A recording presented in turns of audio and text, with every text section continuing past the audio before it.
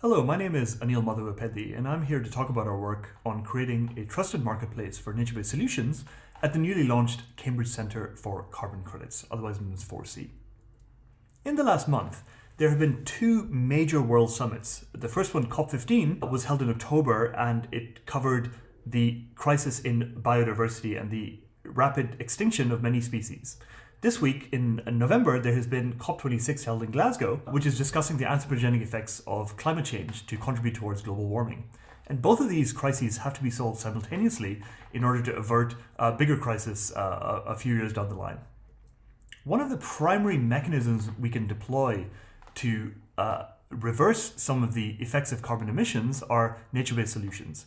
So that is, conserve existing rainforests and other sources of carbon sequestration, and also then reforest places that have been damaged, such as woodlands that have been cut down, and to rewild agricultural land that might have been repurposed away from its role as a forest.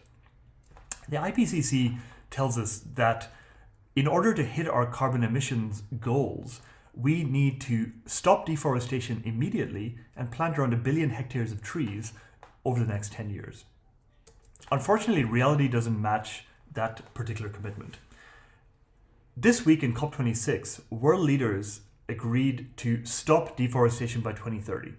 Today, though, there has been an increase in deforestation every year since 2001, and overall, around 10% decrease in tree cover since 2000. So we need to stabilize land use immediately, as well as plant new forests. Currently, the primary mechanism we use to fund nature-based solutions are the voluntary carbon credits market. And the idea here is that we can offset necessary emissions from organizations that must emit carbon against funding a nature-based solution that has an equivalent set of carbon sequestration potential based on some analysis. The market for voluntary carbon credits is pretty small. It was 0.1 gigatons in 2020, but it's due to double in size in 2022 and grow by an order of magnitude by 2030. And based on some of the commitments from world leaders in COP26 to stop deforestation, it's probably going to grow even more. And the reason that nature-based solutions are such an important part of this carbon credits market is that they form the most reliable mechanism we have in order to reliably scale to the levels that we need. Although technology-based removal is getting up to speed, nature-based solutions are here today.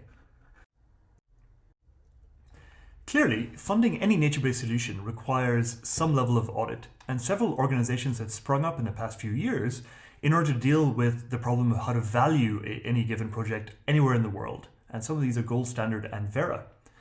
The problem is that many of their methodologies are highly manual. They require people to go out there with clipboards and often tape measures, sometimes measuring the circumstances of individual trees, and then giving this to a set of international analysts and auditors to form a valuation on a particular project.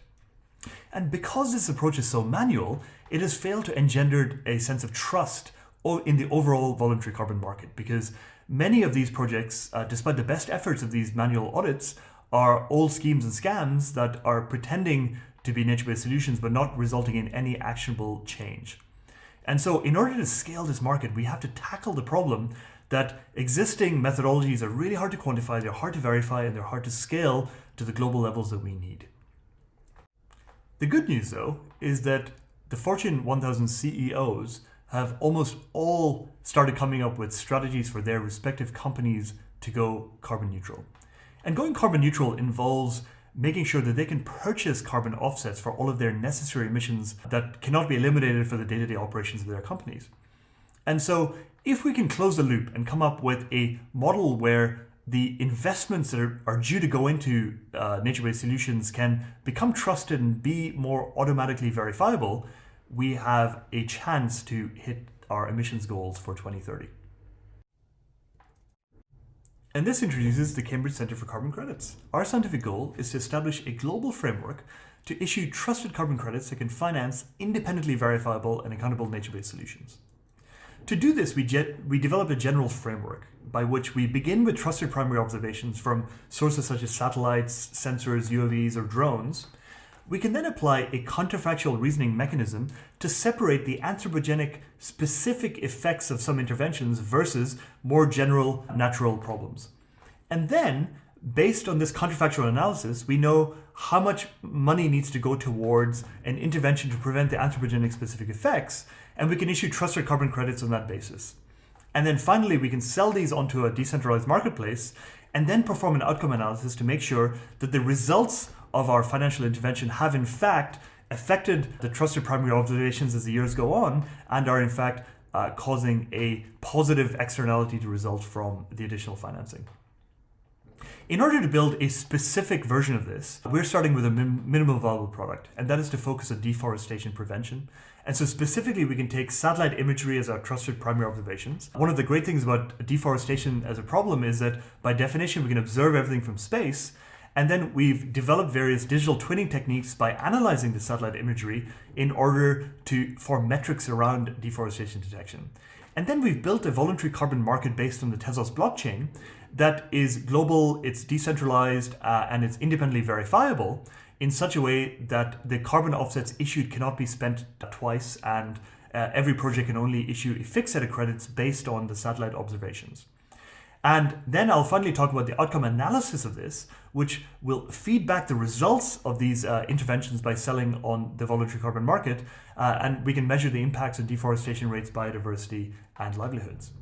And of course, the long-term goal of the Cambridge Centre for Carbon Credits, being based at the University of Cambridge, is to invest in deep collaborations and long-term research to make sure that we can build sustainable and ever more accurate solutions for this problem, because this is not a short-term thing that we can launch to solve. This is something that will take decades to address in the climate crisis. So what I'm going to do now is to describe our MVP for deforestation detection in a little bit more detail. The first thing we need are trusted primary observations, and for that we're going to use satellites. In the past few decades, there has been just an incredible number of different satellites and instruments launched. JEDI 4 is one that NASA has launched on the International Space Station. Landsat has been operating since around 1984 and has every year been used to give us estimates about the dominant causes of tree cover changes or losses around the world, and others such as MODIS and so on are all available. And many of these are freely downloadable, although very large, just online over the internet. And so what we're trying to do is then figure out how do we build a counterfactual analysis from all of this raw data that has been assembled by scientists over the years in order to separate out the anthropogenic effects versus nature events that have happened. And so what we need are algorithms to measure and to define various metrics that we can use to classify some of the complexities around anthropogenic effects so that we can then start to assign a value to them. And so we have three different primary metrics known as additionality, impermanence, and leakage, along with various co-benefits such as biodiversity impacts, justice, and local livelihoods for the people involved. And each of these together will form the overall value. So I'm going to start by describing additionality, leakage, and impermanence in a little bit more detail. Recall that our overall goal is to measurably reduce deforestation events by routing funds towards nature preservation projects. So if you look at this graph, we have a project that has a defined start and an end. And this is the period in which we're going to be doing observations from the satellites and running our algorithms over it. And the thing we're measuring is the percentage of forest area. That is, it's a proxy towards the amount of carbon stock present in that forest. And the idea is that our intervention should additionally reduce the amount of deforestation in the project zone. So the dashed line over there represents the results of our intervention as projected by our analysis. And we have two ways of looking at any particular project.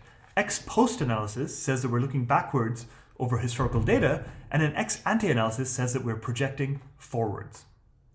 And so what additionality measures as a metric is the effects of intervention to reduce an anthropogenic deforestation event. So because we know what our projected set of forest area percentage is with intervention, that's the dashed line, and what will happen as a projection without any intervention, the difference in that graph is the set of additionality. And so we call that ex ante additionality to calculate that as the total area throughout the project duration. Now, we can't think of an individual project as being something that stands alone. The world is deeply, deeply connected. And so leakage represents the negative additionality that happens elsewhere in the world because of our intervention in this specific project. Consider the example of growing coffee at site A. We define a nature-based solution that starts to perform a replantation over this former coffee site. But the problem is that global coffee demand increases deforestation at another site B. And so site B is affected slightly less worse than site A was improved, but it is negatively impacted nonetheless. And so what we do is we measure the negative impact in site B and call that leakage, and the corrected additionality, that is the resulting additionality for this project site A overall, is the additionality of site A with the negative leakage removed from it in order to form a correction. And the final metrics is permanence. Remember that although we have an intervention that lasts for a particular duration, our goal is to make sure that these interventions last for the long term, because we need these trees to act as carbon sinks for decades, not just for a few years. And so we measure permanence as the ex ante, that is the future measure of value to society, accounting for the effectiveness of the measures once the project ceases. A typical result might be to revert back to the ex post behavior at the project beginning. That is, the funds for the project were accepted and acted on during the project, but there was no lasting output, and therefore deforestation goes back to the old rates. A less permanent outcome is that once the project ceases, the rates of deforestation increase.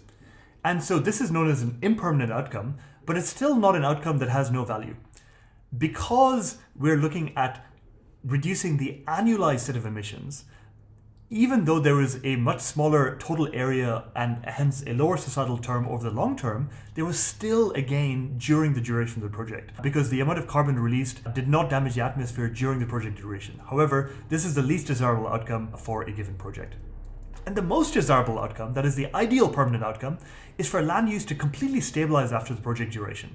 And this can happen, for example, by being bootstrapped through local project efforts, by creating local economies that multiply the amount of money being generated beyond that caused by the intervention, and therefore reducing the need for deforestation entirely. And this is the goal that we have to aim for in order to hit our targets. So that's a very high-level view of the three key metrics that we're thinking about. Additionality to look at new efforts to reduce deforestation, permanence to make sure that there's long-term societal benefit, and leakage to minimize global adverse effects, because our goal is to make sure that global deforestation decreases, not just in one particular part of the world. And so when combined, these metrics give us a counterfactual corrected measure of the value of a given nature-based solution intervention project to society. And together they represent the true future value of the services enabled by the injected capital. So then the question is, how do we pull all of this together and price it for project managers so that there's a concrete amount of money that we can actually give to people? Our basic approach in order to avoid fraud is to not pay out for ex ante future behavior. Instead, we pay out ex post payments annually for the previous year based on the satellite observations. But then we offer ex ante predictions for the project duration in order for owners to predict exactly how much they're going to earn. But of course, in reality, they're never going to hit the exact predictions that we have, because in the complicated world of land management, there's many outcomes that are possible. And so what we do is that we reassess the ex ante projections annually based on the real satellite data coming back through our system, and then we can assess a new and more accurate prediction for future iterations of the projects. So now that we have calculated some pricing model for our individual projects, we have to figure out how to get these onto a marketplace that can operate globally without a single entity controlling the network. And the reason for this is that we don't have any global trust in any single entity. We've established that all of the manual methodologies used to verify nature-based solutions are not enough to scale to the levels we need.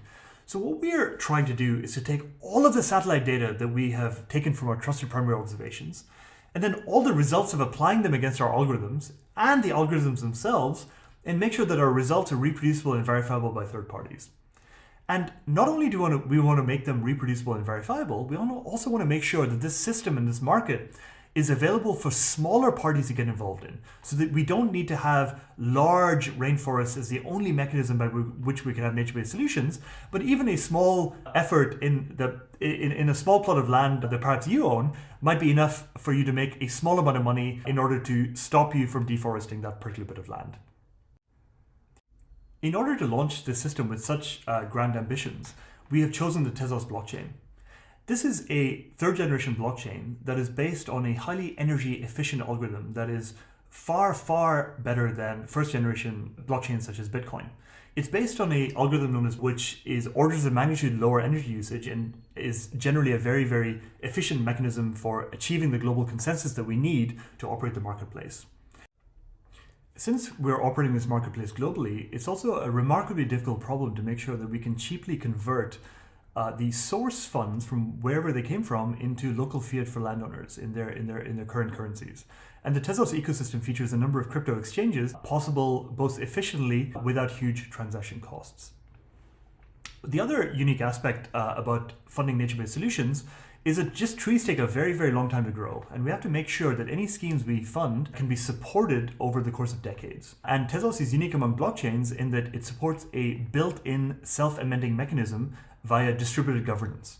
What this means in practice is that every few months, the developers of the Tezos codebase all get together and have a voting mechanism by which they can decide and agree on changes to the core technologies in the protocol and then perform a smooth upgrade that happens as part of the core operations of the system. And so this means that the technology we choose will not be left behind, but it will continue to evolve and grow with the needs of the transactions happening on the network, which, as I mentioned before, I hope will dramatically increase as the size of the voluntary carbon offset market increases over the next decade. And finally, it's not sufficient to simply provide individual transactions. Tezos is what is known as a permissionless chain that features smart contracts. This means that anyone can come along and construct more complex products on the basic tokens that we issue. For example, if you're a big organization, you might not want to fund just a single nature-based solution, but perhaps hedge your bets by funding about 20 or 30 of them partially and all over the world, because any one project might disappear in a wildfire, but overall, the set of offsets that you purchase will be safe if you spread them across a reasonable set of projects. And it's possible to build smart contracts through third parties that can analyze the data and the oracles themselves, make their own risk decisions based on their own intelligence, and then provide these products. So it's possible to build a competitive marketplace with a lot of liquidity and fungibility of these tokens based on all of the data being available. Competitive marketplace.